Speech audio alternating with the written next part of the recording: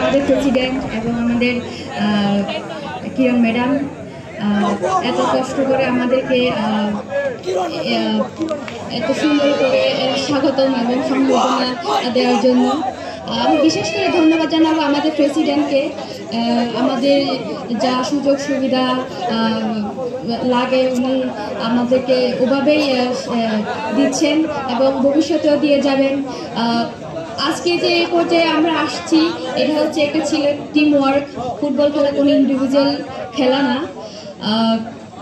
আমরা জানি, আমরা বাংলাদেশের মেয়েরা জানি কিভাবে কঠিন পরিস্থিতি ফাইট করতে হয়।